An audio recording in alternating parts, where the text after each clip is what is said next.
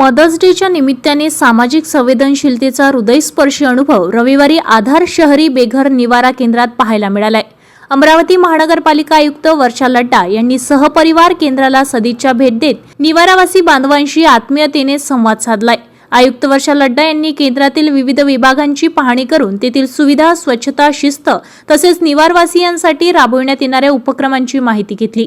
यावेळी त्यांनी आधार केंद्राच्या कार्यपद्धतीचे कौतुक करत समाजातील बेघर, निराधार व गरजू नागरिकांसाठी संस्था करत असलेले कार्य प्रेरणादायी असल्याचे सांगितले। त्यांनी यावेळी भावनिक शब्दात सांगितले की महानगरपालिकेच्या माध्यमातून समाजातील निराधार, बेघर आणि गरजू नागरिकांसाठी केले जाणारे हे कार्य केवळ प्रशासनिक जबाबदारी नसून एक मोठे सामाजिक दायित्व आहे। माणुसकी जपणारे आणि गरजूंच्या आयुष्यात आधार निर्माण करणारे हे अतिशय सुंदर व संवेदनशील काम आहे। भेटी दरम्यान आयुक्तांनी निवारावासी बांधवांशी थेट संवाद साधत त्यांच्या अडचणी, गरजा आणि दैनंदिन जीवनाविषयी माहिती जाणून घेतली। त्यांच्या आपुलकीच्या संवादामुळे केंद्रात आनंदाचे वातावरण निर्माण झाले। अनेक निवारावासियांसाठी आपल्या भावना व्यक्त करत आयुक्तांनी आभार मानले। मदर्स डेच्या पार्श्वभूमीवर उपस्थितांना शुभेच्छा देताना आयुक्त वर्षा लड्डा म्हणाले की समाजातील प्रत्येक गरजू व्यक्तीला आधार आणि मायेची गरज असते। त्यांनी निवारवासियांच्या पाठीवर मायेची थाप देत त्यांना आत्मविश्वास आणि सकारात्मकतेचा संदेश दिलाय। यावेळी त्यांनी अमरावतीकरांना सामाजिक बांधिलकी जपत आधार शहरी बेघर निवारा केंद्राला शक्य त्या स्वरूपात सहकार्य करण्याचे आवाहन केले। समाजातील गरजू, निराधार आणि बेघर बांधवांना मदतीचा हात देणे ही प्रत्येकाची नैतिक जबाबदारी आहे। नागरिकांनी या सेवाभावी कार्यात सहभागी होऊन केंद्राला पाठबळ द्यावे असे आवाहन त्यांनी केले आहे। आधार शहरी बेघर निवारा केंद्राच्या वतीने आयुक्तांचे स्वागत करण्यात आले। त्यांच्या या सदिच्छा भेटीमुळे केंद्राच्या कार्याला नवे बळ आणि प्रेरणा मिळाल्याची भावना संस्थेच्या पदाधिकाऱ्यांनी व्यक्त केली आहे। प्रशासन आणि सामाजिक संस्था एकत्र येऊन समाजातील अपेक्षित घटकांसाठी कार्य करत असल्याचे प्रेरणादायी उदाहरण असल्याची भावना त्यांनी व्यक्त केली आहे। यावेळी सहाय्यक आयुक्त धनंजय शिंदे, भूषण पुसतकर, अभियंता राजेश आगरकर तसेच महानगरपालिकेचे अधिकारी, कर्मचारी आदी उपस्थित होते। तसेच आधार केंद्राचे संचालक राजीव बसवनाते, व्यवस्थापिका ज्योती राठोड, काळजीवाहक रोहित घोंगडे, विलास थोरात, किशोर मरकाम आणि निवारावासी बांधव मोठ्या संख्येने यावेळी उपस्थित होते। छान वाटलं। त्याच्यानंतर मी आपले जे समोरचा भाग आहे तिथं गेले, मला सांगितलं की ही पडायला आलेली इमारत आहे, तर मी नक्की सांगेन की त्या इमारतीचं आपण लवकर काम सुरू करू आणि तिथं न अडखळ करता आपल्याला ते काम पुढे न्यायचं आहे।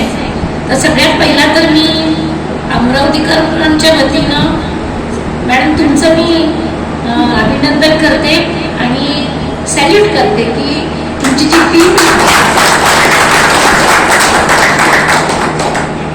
टीम खूप छान काम करते आणि दुवांचं काम करते आणि या सगळ्यांच्या दुवा आपल्याला मिळणं खूप भाग्यशाली समजतो आपण।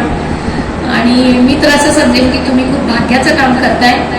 ज्यावेळी आपण म्हणजे मला इथं मी ग्रामीण भागातली असल्यामुळं मला मावशी, काकू म्हणजे ग्रामीण भागाचा टच आहे आणि त्यामुळे तुमच्याशी बोलताना काका, आजोबा, मामा ह्याच्यामध्ये बोलताना मला खूप म्हणजे एक वेगळा आनंद वाटतो। आणि मग हे बघत असताना मला तुमच्याकडे बघताना एका मनाला गुरूर वाटते, पण एका मनाला मी समाधान व्यक्त करते की आज तुम्ही या ठिकाणी आहात, सुरक्षित ठिकाणी आहात आणि या सुरक्षिततेच्या ठिकाणी तुमच्याबरोबर खूप अनुभवाची शिदोरी आहे, तुमच्या पाठीशी खूप अनुभव आहे आणि त्या अनुभवाच्या जोरावर तुम्ही इतकं मोठं जग बघून आलेलं आहात। चांगलं वाईट तुमच्याकडून ऐकण्यासारखं खूप काही असणार आहे। आणि मगाशी तुम्ही मला बोलता बोलता सांगितलं ऑपरेशन केले, डोळ्यांचे ऑपरेशन, तर नक्कीच आपण त्याच्यामध्ये एखादं शिबिर, आपण आरोग्याचं तपासणीचं शिबिर आपण आयोजित करूया।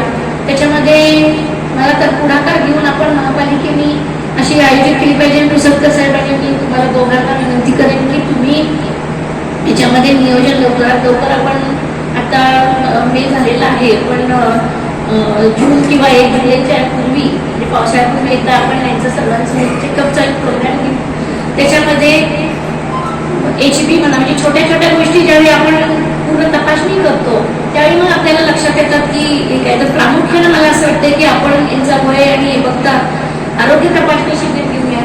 त्याच्यानंतर तुम्ही अशी म्हणाला की डोळ्याचे ऑपरेशन त्याच्यासाठी खर्च होतो, खरं आहे, पण काही संस्था अशा आहेत, उदाहरणार्थ मला भाग्यवान समजेल मी की माझे वडील जैन सारख्या समाज संस्थेमध्ये काम करतात आणि त्यांचा एक हेतूच असतो, जेव्हा एखादी व्यक्ती मृत होते तेव्हा त्यांच्या म्हणजे डोळे जे म्हणतो आपण, तर ते त्याच्यामध्ये पूर्ण महाराष्ट्रामध्ये आमच्या आष्टा गावाचा पहिला नंबर आलेला आहे. आणि ते कुठेही त्याला दाखल करणे की पहिला तिथे जातात, 24 तासाच्या आत ते घ्यावा लागतो. तर ती जी प्रक्रिया आहे ती करतात. तसंच त्यांचा ग्रुप इथेही असणार आहे. मी नक्कीच आपल्या अशा सामाजिक संस्थांशी आपण प्रयत्न करू आणि अशी याच्याशी संघट घालून घेऊ की ते आपण कशा पद्धतीने पुढे जाऊ शकतो.